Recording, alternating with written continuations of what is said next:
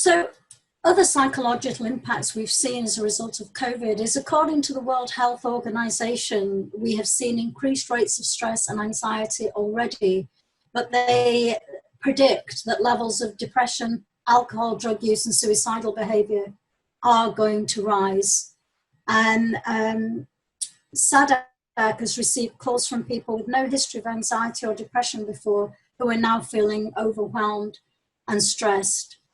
And also there have been suggestions that working from home with the technological issues and internet issues has potentially caused a lot of anxiety and stress for many people. And also the challenges of working remotely alongside COVID with little or no contact with employers or maybe even fellow workers is also likely to have had an impact on mental well-being.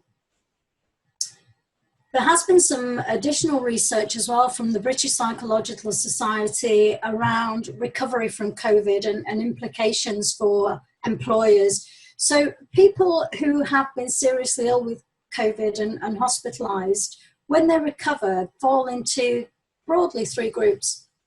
So there's one group for whom there has been no impact on their mental health, so they're exactly the same as they were before they experienced COVID. Another group have actually experienced higher levels of well-being, and for those group, it seems that they have experienced gratitude around the fact that they've recovered from COVID when many people didn't, and that seems to have boosted their well-being and given them new purpose and meaning in life. But then there's a third group who, after recovery, continue to experience psychological symptoms somewhat similar to post-traumatic stress disorder. So they continue to experience anxiety, low mood, they have disturbed sleep, impaired cognitive functions, so poorer memory, difficulty in making decisions, that kind of thing. And also, interestingly, they continue to feel a certain degree of stigma about their condition. They're worried about contaminating others, even though there's no evidence whatsoever that they are still contagious. And they worry about telling people that they've had COVID because they fear what that reaction might be. And I think this little bit of comment from the Mental Health Foundation is very significant also, which is that those who face the greatest disadvantages in life also face the greatest risk to their mental health. And I think what that does is it summarizes up the research globally, which suggests that those people with lower incomes are most likely to actually catch coronavirus. So people with lower incomes, lower level of resources are more likely to experience coronavirus, but also the mental health issues associated with coronavirus. There are also some additional issues that we might start to see as people come back to physical locations. So the first thing is that where staff have been lost to coronavirus, people coming back may see those empty chairs and feel upset that they no longer have those colleagues, that those colleagues are gone. They may also experience survivor syndrome. And survivor syndrome is sort of a guilt about why other people have been taken and not them. There may also be a certain degree of mistrust of colleagues. People may be suspicious about whether other colleagues have had coronavirus, whether they've got symptoms, whether they're living with someone with coronavirus. We may also see hidden grief where people have lost family members due to coronavirus and are coming back into the workplace with that burden. And also, for those of you who've had workers, maybe frontline workers, who have carried on working throughout the lockdown, you may see higher levels of stress and exhaustion in those people. And also, the Centre for Disease Control and Prevention suggests that there have been perhaps higher levels of stigma against certain groups, so maybe against certain ethnic and minority groups, against people in certain kinds of occupations like frontline workers, delivery workers, those kinds of things. So that's just something else to be aware of. So what do employees actually need now? Well, I think given what we've seen about the research and the perhaps heightened levels of emotions and anxiety that people are experiencing, I think it's probably fair to say that there is more that employers need to do to protect and support the mental well-being of their employees. Employees now need a higher level of physical and emotional safety in order to feel comfortable and motivated in the workplace. They need perhaps additional support from their line manager. They need leaders who are actually more people-centric, more people-focused. And they might need additional support in looking after their mental well-being and possibly help to feel connected with colleagues. And I'll go on to talk a little bit about what I mean by that. So let's have a look at what leaders can do to give that extra support to staff. I think the first thing is avoid moving to command and control. Now, all the research on leadership shows that when there is a crisis, whatever the nature of that crisis is, leaders tend to move to command and control. Now, I have to say that this is a bit of a double-edged sword in that command and control in these kinds of crisis situations can actually be a good thing, in that in the situation we're in at the moment where there's a lot of uncertainty, a lot of unrest about what's going to happen, the good thing about command and control is it gives a sense of direction, a clear direction, whether it's the right direction or not. And that can actually be very reassuring for employees because they can cling to that direction. They know what they're doing. It's something to aim for. It's a purpose.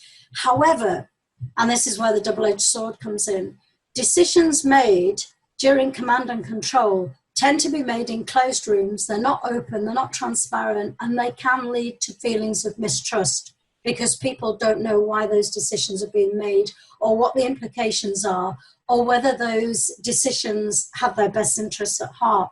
So it's really about finding a balance of giving that clear direction, but using a higher level of interpersonal skills and emotional intelligence to really interact with staff and engage them. And I think it's going to be very important for businesses moving forward in these difficult economic times to draw on the collective knowledge of staff in order to make sure that they are steering the business safely, economically, so that it can actually make money, make profits, but also harness the collective energies of staff and help staff rebuild that feeling of community, of vision, of being part of an organization.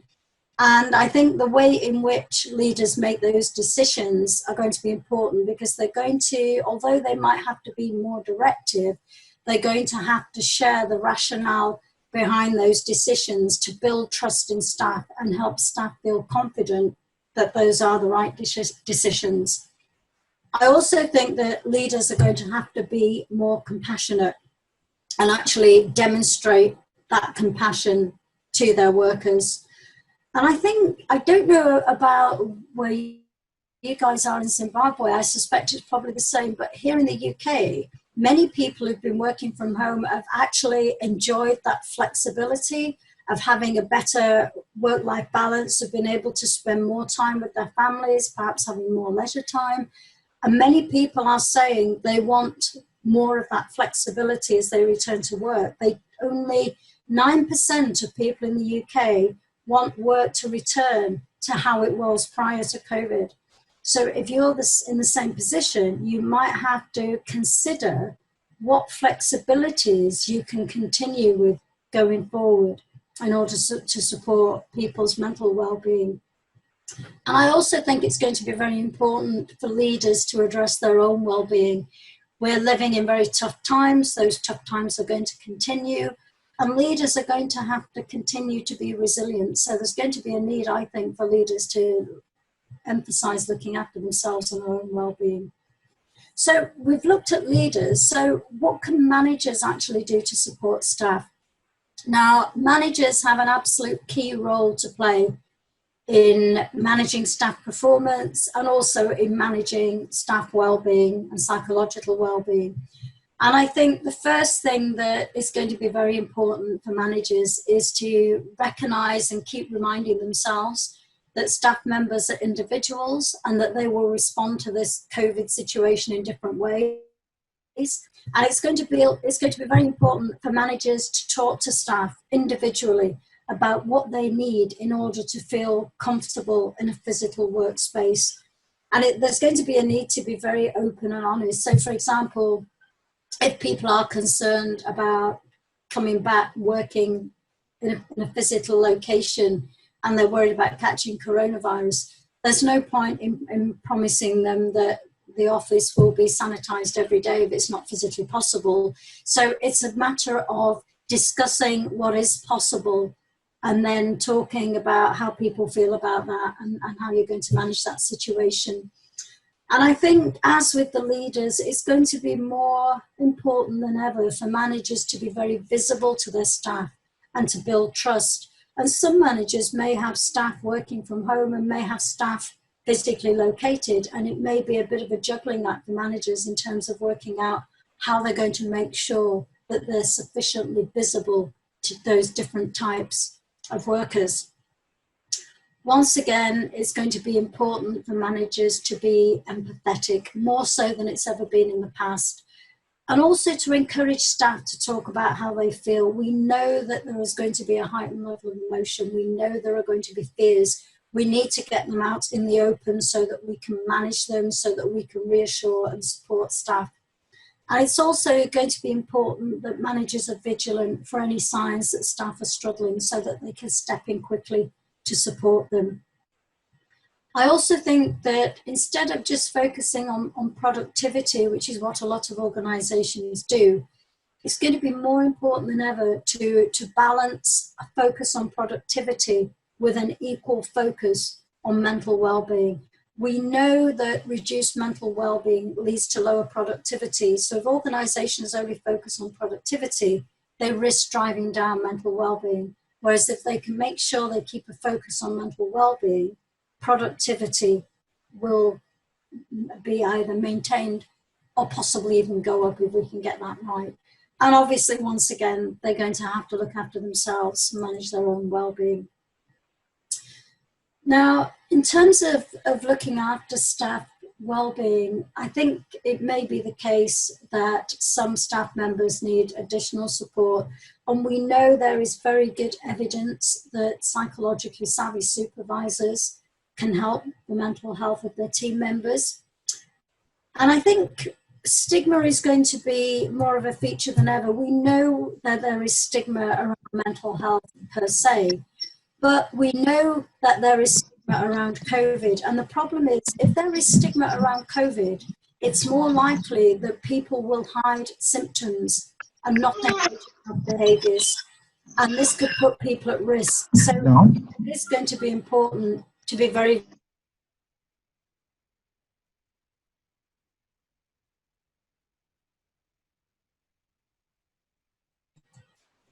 looks like I've been muted, sorry about that. It's also going to be important to try and create an environment where people can talk about mental health, where people feel comfortable about mental health, and also to try and address your organizational well-being in a strategic way so that it becomes integral to your business decisions, integral to everything you do as an organization. And do make staff aware of any support available, anything you have internally, whether you have any counselling program you can offer staff. And if you don't have anything available internally, find out what's available externally. Make sure you know about that so you can share that information with staff so they know there is somewhere they can turn if they are having problems. And obviously, you're going to have to be extra vigilant about vulnerable staff. And I think with regard to COVID, there are different categories of vulnerable staff. There are staff who will be vulnerable because they've had mental health conditions in the past or are experiencing mental health conditions now. There are certain categories of staff whose physical conditions make them vulnerable, for example, people with diabetes. So I think, once again, managers are going to have to keep more of a watching brief on their staff and their degree of vulnerability.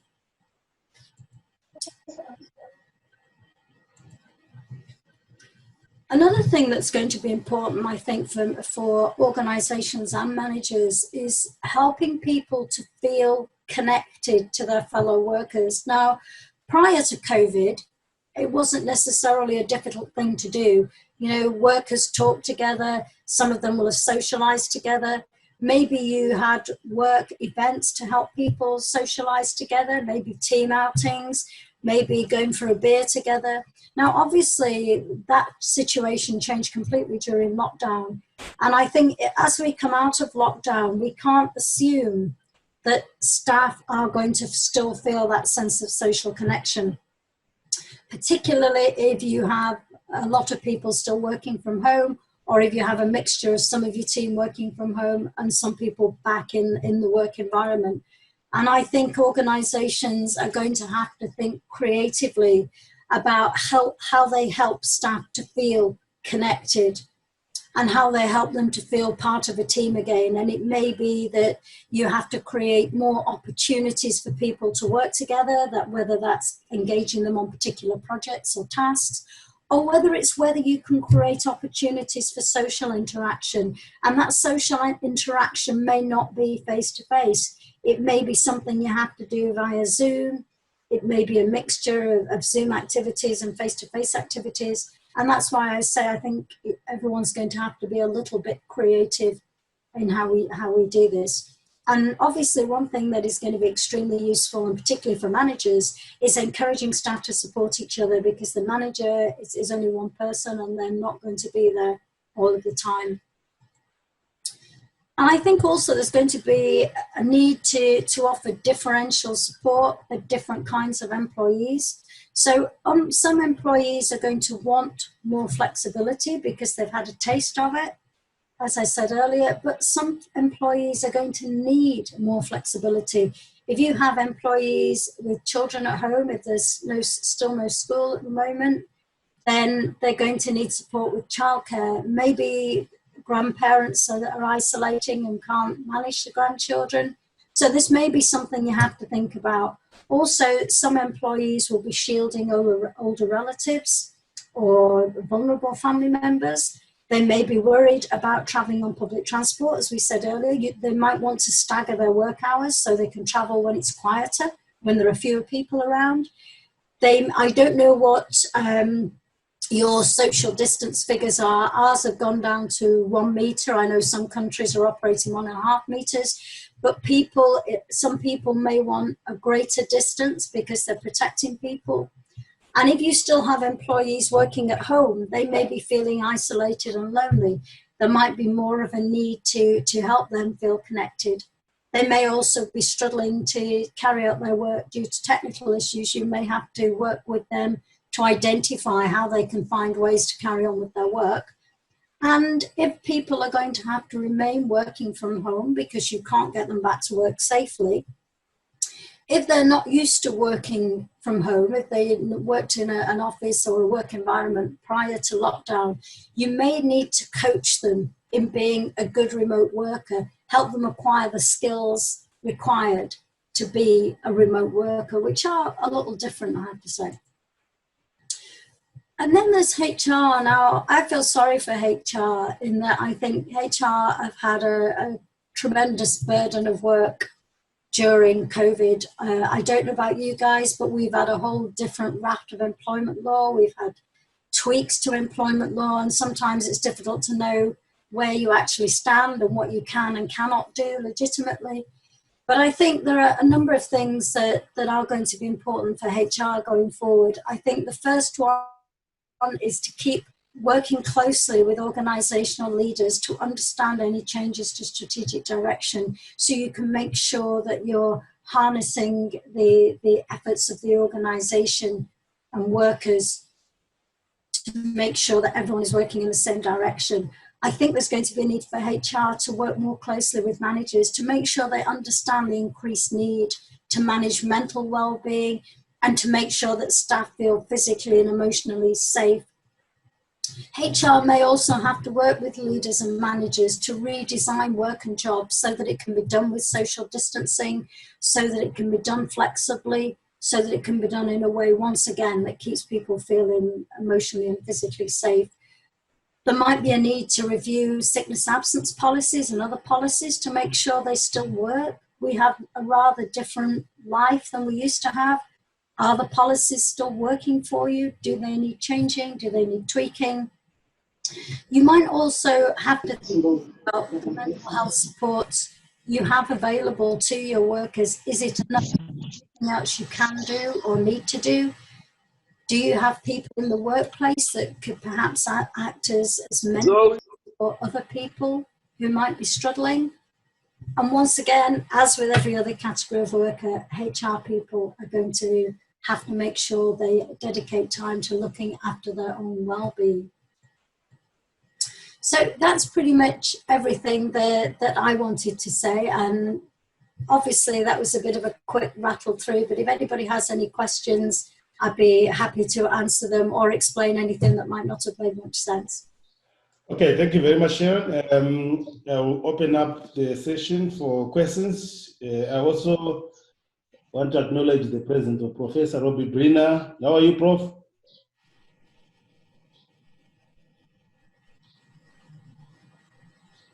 I'm sure he's muted, but I'm sure we can take questions if there are any questions from the participants. Questions, please feel free to ask questions. Yes, Memory. Yes, you can go ahead, Prosper. Yes, we just wanted to find out the best, maybe the best plan that Sharon can assist us with in handling misinformation on Corona. Okay. Sharon? Sorry, in what with the information? I missed that word. They're saying that what is the best way to handle misinformation? You know, there's a lot of information that is being spread over social media on the virus. Yeah, and I think that the trick is to look for good sources of information. There's a lot of rubbish out there. There's a lot of misinformation. The thing to do is to look for good sources. So when you see a piece of information, look at where it's coming from. You know, is it a consultancy that's asked 20 people, or is it a reputable research organization that's spoken to 10,000? You know, check your sources. Obviously, Facebook, probably not a good source of information. There is some good information on LinkedIn, and there are some very reputable sources of information. And what I would say is when you see something that you think, oh, that's interesting, that's helpful, just check where it's come from and ask yourself, you know, is it trustworthy information or not? Thank you, Sharon. There is a question from Machechesa. M. Machechesa, can you go ahead? Okay, thank you.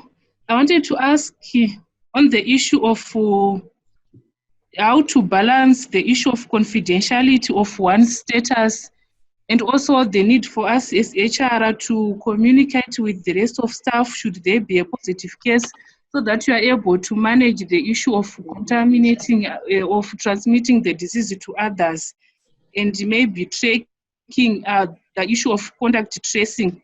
How do you manage issues of confidentiality around that issue? Yeah, it's very difficult, isn't it? I mean, I think it would depend on, first of all, on what your policy is on how you manage this. So, for example, if you're talking about what happens in your organization, if say, memory, we use memories now, sorry, memory. Yeah. If your employee memory tests positive, then I think if your policy is that that person automatically goes home. Okay, Sharon. Oh, sorry, I wasn't sure. Yeah. You will need to develop a policy on how you're going to manage that. Obviously, if someone tests positive for COVID, you're going to have to get them out of the workplace straight away. Now, in terms of how you manage that, obviously it's confidential, and you don't want to be saying to the rest of your staff, oh, we've had to send memory home, memory has COVID. I think what you're going to have to do is you're going to have to respect that person's confidentiality and just say they're off sick, and not, people will speculate, but people always speculate. But I think probably the best thing is to write a little process for yourself so that everyone's clear, including managers, on how you're going to manage that. And I would treat it exactly in the same way you would treat any other health condition. You know, so for example, if someone came to you and said, oh, I've been diagnosed with a heart condition, I have to take 2 weeks off, you wouldn't tell everyone they had a heart condition, you'd just say such a body's off sick. And I think that is the only approach you're going to be able to operate in this situation. Yeah. Okay, another question? Questions? Yeah, let me go to the chat. Yeah. Let me see, these are comments. They're saying, very informative presentation. Thank you, Sharon. Thank you very much. Thank you very much. Very informative. So these are not questions, but I will take questions from the participants if there are any.